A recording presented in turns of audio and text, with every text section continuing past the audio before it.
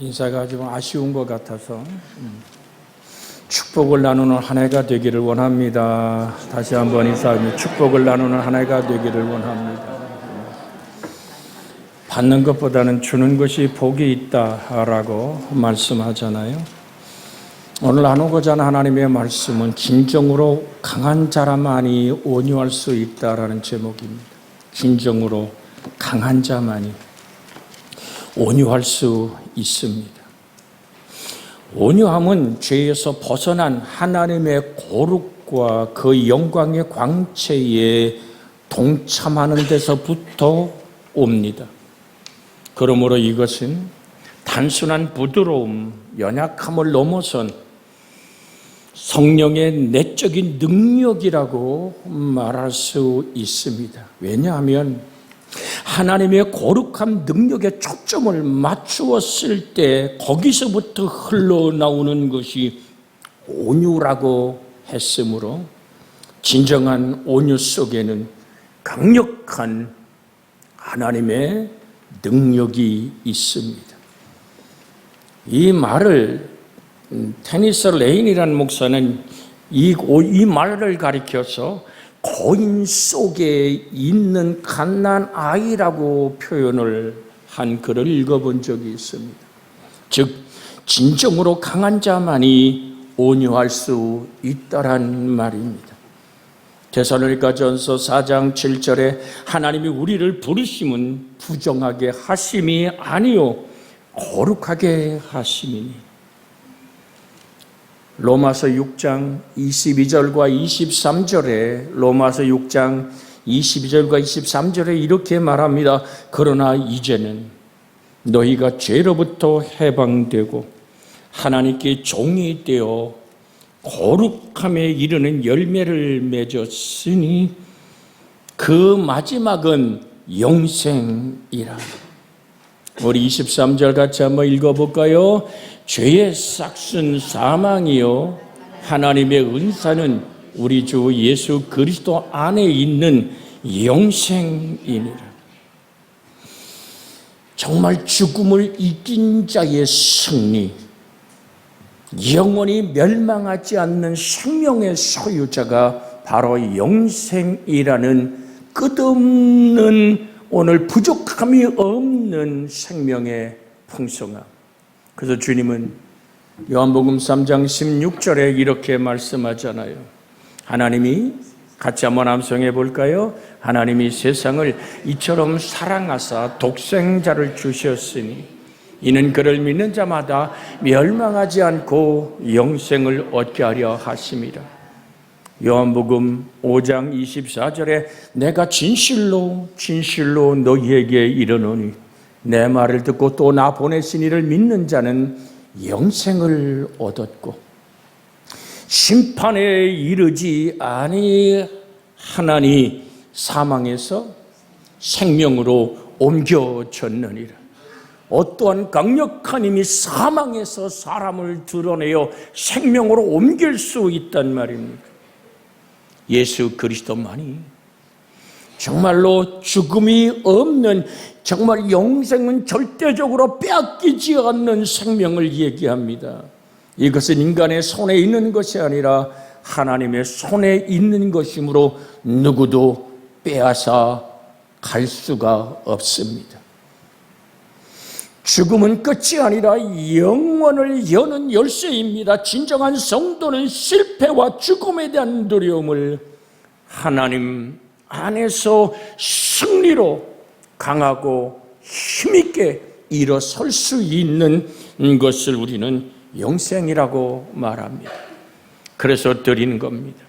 하나님의 거룩한 능력에 초점을 맞추었기 때문에 거기서부터 흘러나오는 온유는 강하고 힘있는 죽음을 이긴 자의 승리의 기쁨 안에서 누리는 행복임을, 여러분과 제게 영원한 생명을 주기 원해서 십자가에 못 박혀 영원히 몸을 깨뜨려 그 피를 쏟아서 예수 그리스도를 믿고 바라보는 모든 이들을 사망에서 생명으로 옮기는 그 강한 능력에서 온 예수님은 친히 우리에게 이렇게 말씀하셨잖아요.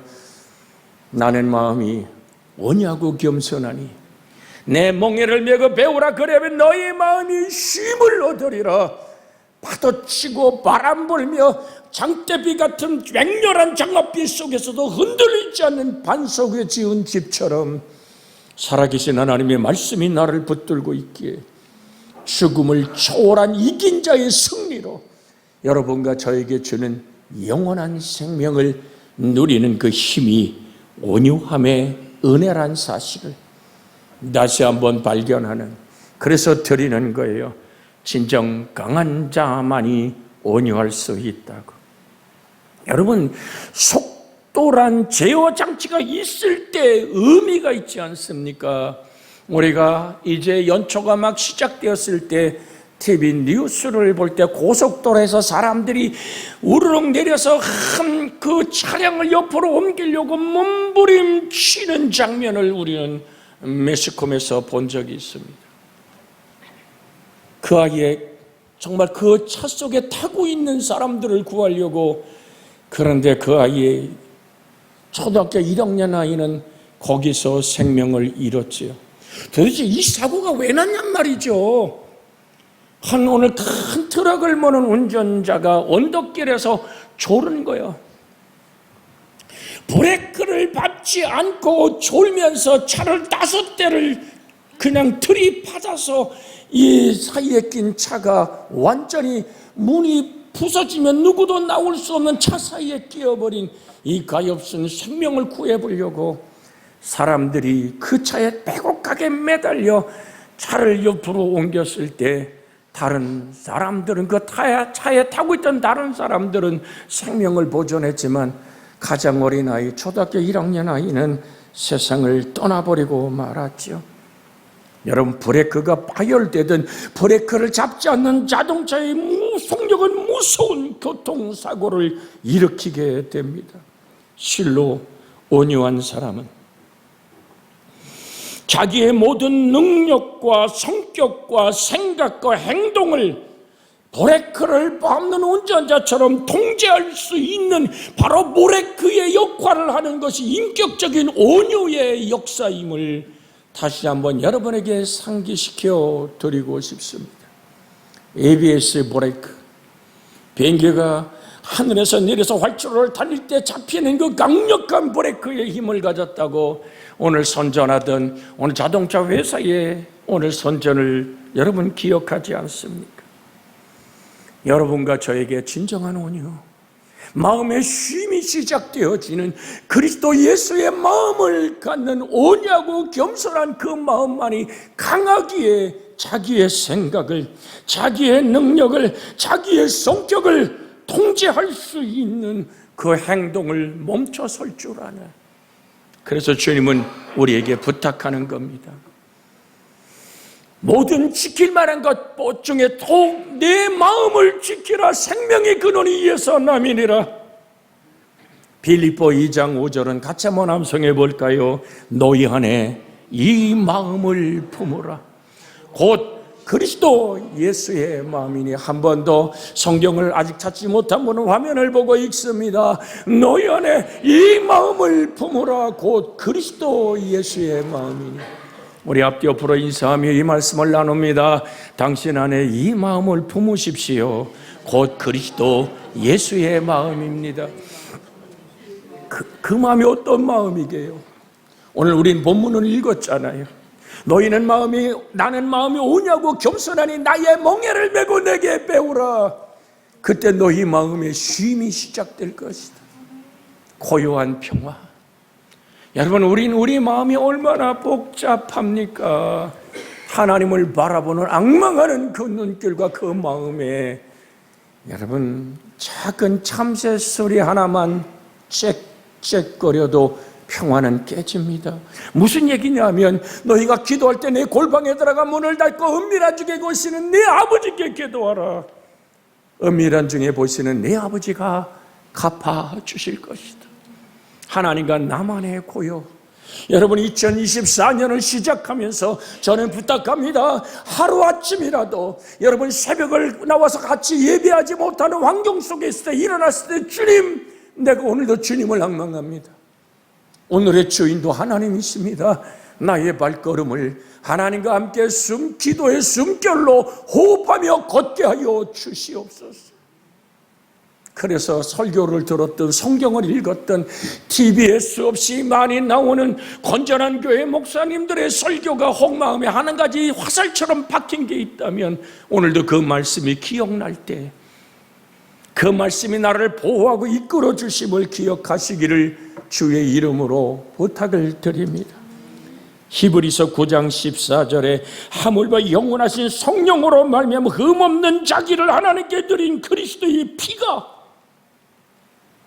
뭐가요? 하나님께 드린 그리스도의 보혈이, 그 피가 어찌 너희 양심을 죽은 행실에서 깨끗하게 하고 살아계신 하나님을 섬기게 하지 못하겠느냐라고 분명하게 말합니다. 하물며 영원하신 성령으로 말미암아 흠없는 자기를 하나님께 드린, 뭐가요? 그리스도의 피가. 도대체 그 피는 어떠한 피길래 내 속에서 누가 소리치고 말한단 말입니까? 히브리서 12장 24절에 보았더니 새 언약의 중보자이신 예수와 및 아벨의 피보다 더 나은 것을 말하는 뿌린 피니라. 새 언약의 중보자이신 예수와, 우리는 이사야 53장 7절에 저가 징계를 받으면 우리가 평화를 누린다 했습니다. 하나님과 인간 사이에 가로막힌 죄땀을 무너뜨리고 십자가의 나무에 달려서 기도하던 그리스도의 그 기도는 아버지, 저들이 아닌 일을 저들이 알지 못합니다. 저들의 죄를 용서하여 주시옵소서. 오늘도 우리는 성찬을 통해서 주의 떡과 잔을 함께 나누며 내 가슴 속에 그 보혈의 핏사람, 피는 생명입니다. 여러분 기억하십시오.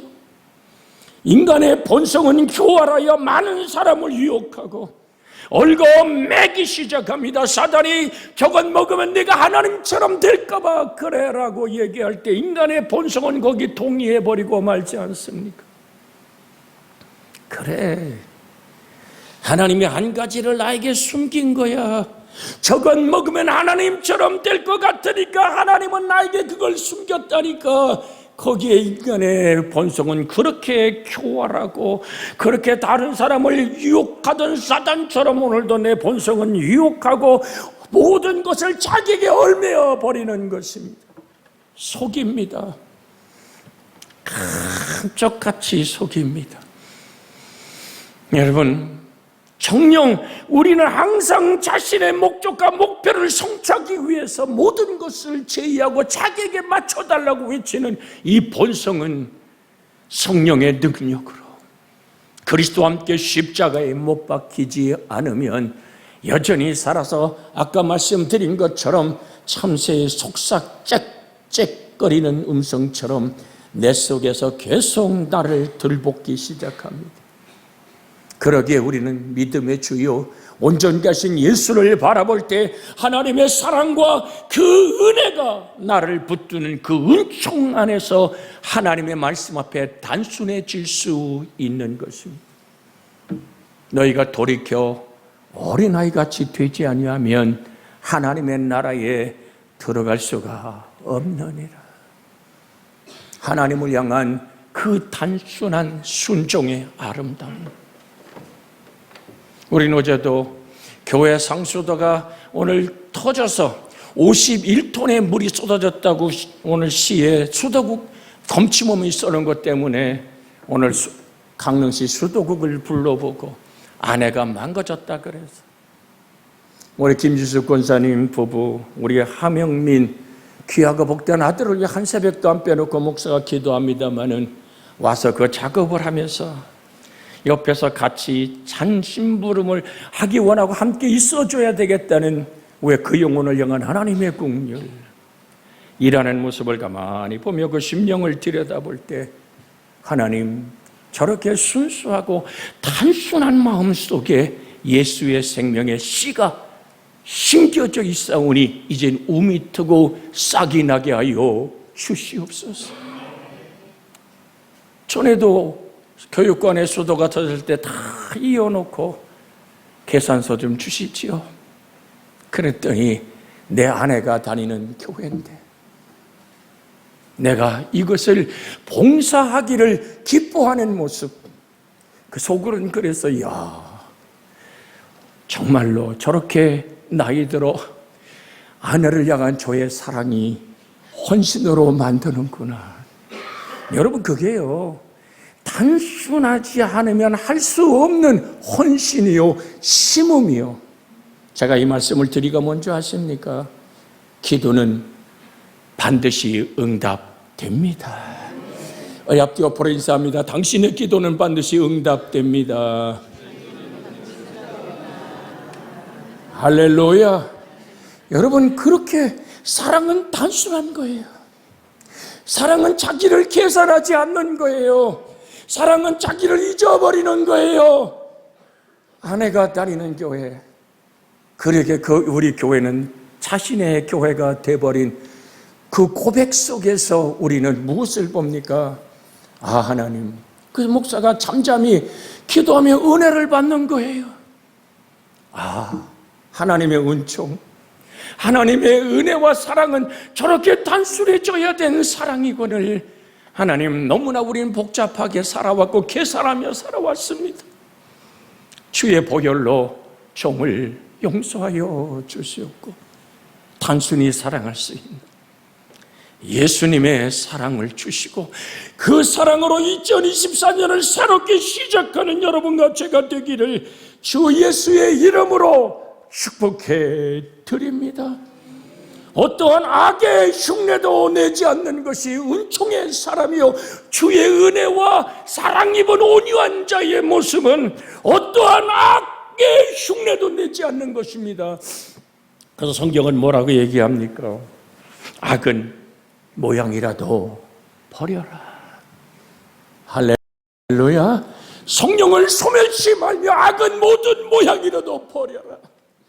주어지는 모든 환경에 범사에 감사하라. 이는 그리스도 예수 안에서 너희를 향하신 하나님의 뜻이니라. 하나님의 은총을 입은 자들은 속임수를 쓰지 않습니다. 최종적으로 의지해야 할 하나님만을 위해서 모든 일을 행하는 자입니다. 내가 사나 죽으나 내 몸에서 그리스도 예수가 존귀케 되기 원하는 정말 강한 자의 온유함이 여러분과 제 속에 있어지기를 주 예수의 이름으로 축복해 드립니다. 그래서 온유한 사람은 폭력과 복수 그리고 어떤 기만이나 술수에 의존하지 않는 사람입니다. 세상 사람들은 힘이 있으면 그 힘으로, 돈이 있으면 그 돈으로, 권력이 있으면 그 권력으로 사람을 흔들어 보고 싶어 하지 않습니까? 그러나 온유한 사람은 온유 그 자체가 폭력과는 반대의 개념이기 때문에 절대 힘에 의존하지 않습니다. 동시에 분노와 복수의 감정에 사로잡히지도 않습니다. 또 시기와 질투로 자기의 인격과 성품을 유린시키지도 않습니다. 자기의 인격을 자기가 무너뜨리고 짓밟고 도둑질하는 일들이 없다는 말입니다.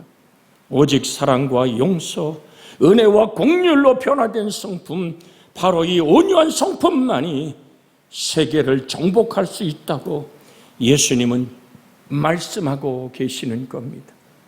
온유한 자는 복이 있나니 저희가 땅을 기업으로 얻을 것이며, 복이란 말은 하나님이 동행하고 하나님이 임재를 얘기하는 것이 온유함입니다. 그냥 손해봅시다. 양보합시다. 내어줍시다.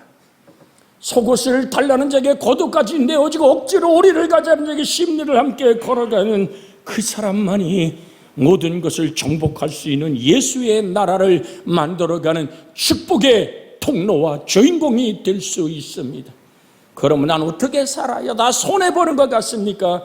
주님은 이런 약속도 하셨답니다. 내어주라. 그러면 내가 흔들어 넘치게 채워주리라. 여러분이 가난을 평생의 사명으로 소원하지 않은 한 하나님은 여러분의 영혼과 육체와 삶을 부욕케 하며 장대케 하며 복되게 일으켜 세우십니다.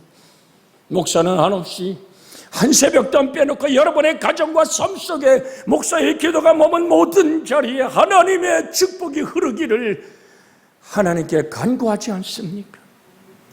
저는 의심하지 않습니다. 기도는 반드시 응답된다는 것을. 예수님께서 친히 말씀하십니다. 말구의 누심이 그의 온유하심이요 십자가의 죽으심으로 확증하는 삶의 언어인 예수 그리스도의 말씀. 날 때부터 성령의 능력으로 그 성품이 온유하셨던, 물론 예수님의 성품은 온순한 것만이 아니었습니다. 어떻게 보면 무섭기도 했습니다. 바리새인들을 향하여서 이 독사의 새끼들아 라고 호통도 치셨습니다. 이 얼마나 무서운 말입니까? 성전에 가셔서는 소, 양, 비둘기 파는 장사치들과 돈 바꾸는 사람들을 성전 밖으로 내쫓았고 환전상과 상을 엎으셨습니다. 하나님의 성전, 기도하는 집이 강도의 고리를 변하는 것을 용납할 수가 없었기에 주님 이렇게 말씀합니다. 마가복음 11장 17절에 이에 가르쳐 이르시되 기록된 바 내 집은 만민이 기도한 집이라 칭함을 받으리라 하지 아니하였느냐. 너희는 강도의 구례를 만들었도다 하시매. 그런데 이 말씀이 나와 무슨 상관이 있을까요? 우린 고린도전서 3장 16절 17절로 돌아가서 성전에서 정말로 분노하시던 그리스도의 목소리를 나에게 적용해야만 될 줄로 압니다. 같이 한번 고린도전서 3장 16절 17절을 읽습니다. 너희가 하나님의 성전인 것과 하나님의 성령이 너희 안에 계시는 것을 알지 못하느냐. 누구든지 하나님의 성전을 더럽히면 하나님이 그 사람을 멸하시리라. 하나님의 성전은 거룩하니 너희도 그러하니라. 내 마음속에 하나님 아닌 것으로 계산하고 상대방을 만나서 내가 저기서 무슨 이득을 얻을까? 여러분, 아니요. 난 내 속에 있는 예수를 내어줄 수 있는 하나님의 성전을 더럽히는, 주님이 상을 때려엎고 소 팔고 비둘기 파, 왜요?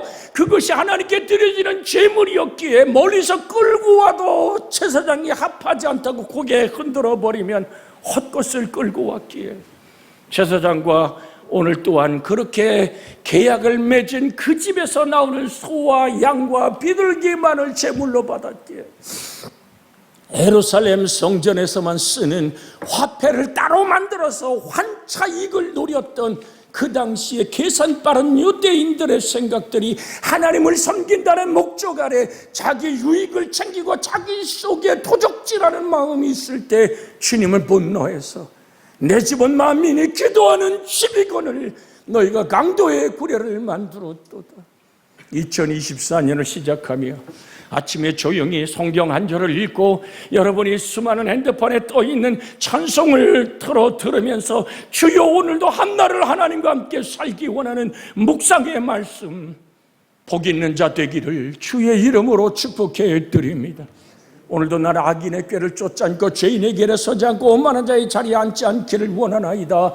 하나님의 말씀의 맛이 내게 어찌 그리 단지요. 꿀과 송이꿀보다 더 달도서이다. 그 말씀을 즐거워해 그 말씀을 묵상하며 오늘도 그 말씀이 나의 삶의 발걸음을 인도하시고 그 말씀이 나의 인생의 시냇물을 내 자녀들의 시냇물이 되어 푸르름이 시들지 않게 하시고 그 잎사귀가 마르지 아니함 같은 축복이, 달마다 과실을 맺는 하나님의 은총이 열려지는 내 자녀의 삶과 나의 인생의 삶을 묵상하는 그 말씀의 살아계심으로 성전을 관리할 수 있는, 내 영혼을 지켜나갈 수 있는 마음이 온유하고 겸손한 주의 마음을 품어 쉼의 평화가, 주님이 평안을 내게 끼치는 곧 나의 평안을 너희에게 주노라. 내가 너에게 주는 것은 세상이 주는 것 같지 아니라 너희는 마음에 근심하지 말고 두려워하지 말라 하시던 세상이 줄 수 없는 예수의 생명의 평화가 2024년 아니 평생에 여러분의 마음을 붙잡기를 주 예수의 이름으로 축복해 드립니다. 좌절하고 절망하며 열등의식에 사로잡힌 내 영혼을 비운둔 어둠을 향해서 우리 명령해야 됩니다. 나를 사망으로 끌고 가는 더러운 귀신아, 내 속에 있는 악한 것들아, 나사렛 예수 그리스도의 왕이신 평화의 왕이신 예수의 이름으로 명하노니 떠나가라고. 어둠은 떠나가고 내 속엔 하나님의 고요와 평화가 그렇게 임할 줄로 믿습니다.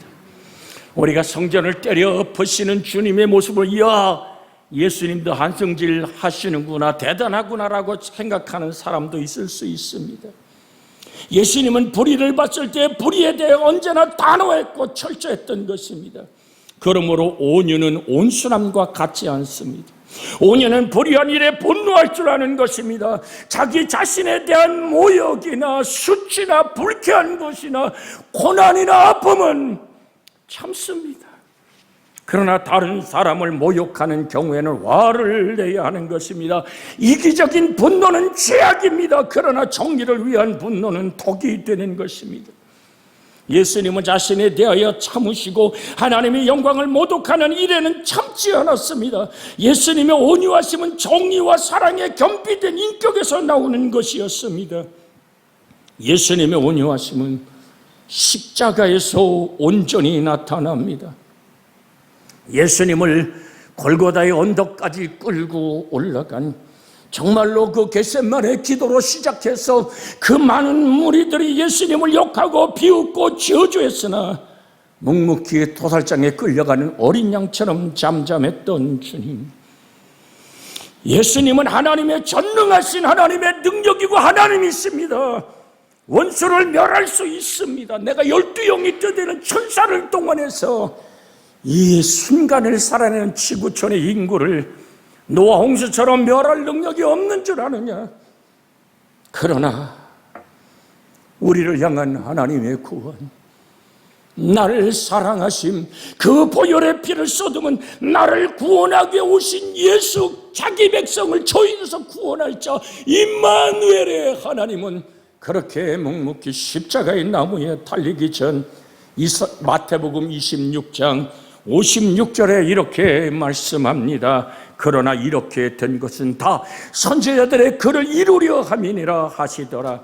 이에 제자들이 다 예수를 버리고 도망하더라. 성경은 또 우리에게 무엇을 말합니까? 이사야서 53장 6절 7절에 이사야 53장 6절 7절에 우리는 다 양 같아서 그릇 행에 각기 제 길로 갔거늘 여호와께서는 우리의 모든 죄악을 그에게 담당시키셨도다. 7절을 같이 한번 읽어볼까요? 그가 곤욕을 당하여 괴로울 때에도 그 입을 열지 아니하였어. 마치 도수령에 끌려가는 어린 양과 털 깎는 앞에 잠잠한 양같이 그 입을 열지 아니하였도다. 이사야 선지의 예수 그리스도에 대한 계시적 예언은 예수님의 온유하심을 증언하고 있습니다. 이 얘기를 베드로 사도는 우리에게 이렇게 전해줍니다. 베드로전서 2장 21절에서 24절에 보면 이를 위하여 너희가 부르심을 받았으니 그리스도도 너희를 위하여 고난을 받으사 너희에게 본을 끼쳐 그 자체를 따라오게 하려 하셨느니라.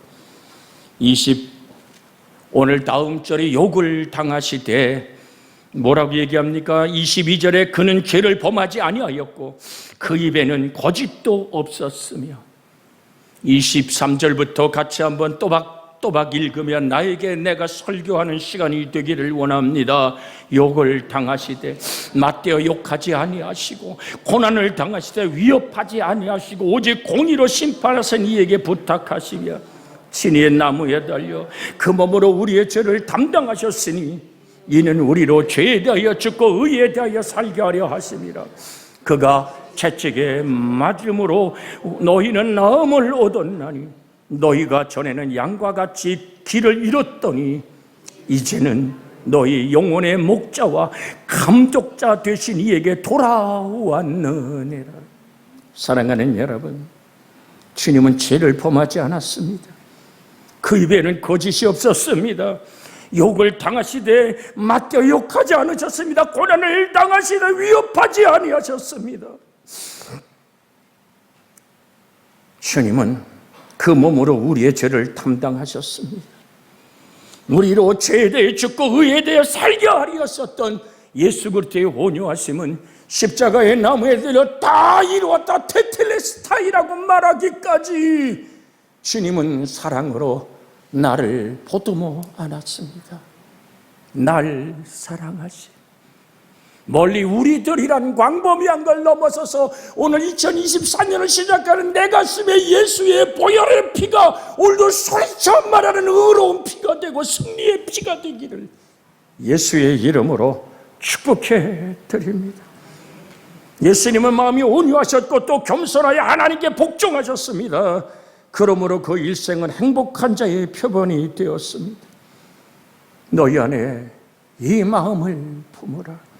곧 그리스도 예수의 마음이니 그는 근본 하나님의 본체신 하나님과 동등됨을 취할 것으로 여기지 아니하시고 오히려 자기를 비워 종의 형체를 가지사 사람들과 같이 되셨고 사람의 모양으로 나타나사 자기를 낮추시고 죽기까지 복종하셨으니 곧 십자가에 죽으심이라.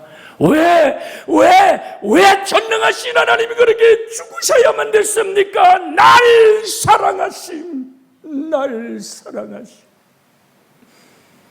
내가 영원한 사망에 매여 영원한 지옥불에 던질서고 죽음에 매여 종로로 타는 나를 자유케 하기 원해서는 죄 없으시던 예수가 생명을 내어 놓아야만 되기에 죄는 내가 짓고 죽음은 예수가 죽으시며 오늘 주님은 이렇게 말합니다. 내가 너를 사랑한다고. 또 주님은 묻습니다. 내가 나를 사랑하느냐고 묻습니다. 네가 이 사람들보다 나를 더 사랑하느냐고. 우리는 오늘 베드로처럼 대답합니다. 내가 주를 사랑하는 줄 주께서 아시나이다. 하나님을 사랑하고 이웃을 사랑하기에 나를 잊어버리는 그 행복이 온유함 속에서 솟아나는 샘물이 되고 여러분의 인생이 물된 동산 같은 축복의 역사가 뼈가 결국게 되는 믿음의 은혜가 있기를 주의 이름으로 축복해 드립니다. 그 얘기를 빌립보 2장 11절에 이렇게 말합니다. 모든 입으로 예수 그리스도를 주라 시인하여 하나님 아버지께 영광을 돌리게 하셨느니라. 예수님은 죽기까지 온유한 일생을 사셨으며 또 이런 온유한 사람들 가운데 순교자들이 있습니다. 죽임을 당했던 그들은 약한 사람들이 아니고 오히려 죽을 만큼 강한 사람들이었습니다. 죽음을 이긴 죽음을 넘어선 부활의 산 소망을 가진 승리의 사람들이었습니다. 오늘날 차 안에다가 번개탄을 피워놓고 자살하는 그런 사람 같은 인생의 길이 아닙니다. 때는 분신 자살하는 사람들과는 다른 겁니다. 그들은 폭력과 미움, 분노와 복수에 의존하지 정말 않을 뿐 아니라 죽는 순간에도 순교자들은 미소를 잃지 않았습니다. 스데반이 바로 그러한 대표적인 인물이었습니다. 돌 맞아 죽는 순간에도 보좌에 서시는 주 예수를 바라보며 주 예수여 내 영혼을 받아 주옵소서. 그러나 주님 이 죄를 저들에게 돌리지 말아달라고 예수의 드렸던 그 기도가 온유한 스데반의 기도로 열매 맺어집니다. 하나님 내게 강한 자만이 진정으로 강한 자만이 가질 수 있는 온유함을 주시옵소서라고 합심하여 기도합니다. 주여 자비하신 아버지 속도란 제어 장치가 없을 때 의미가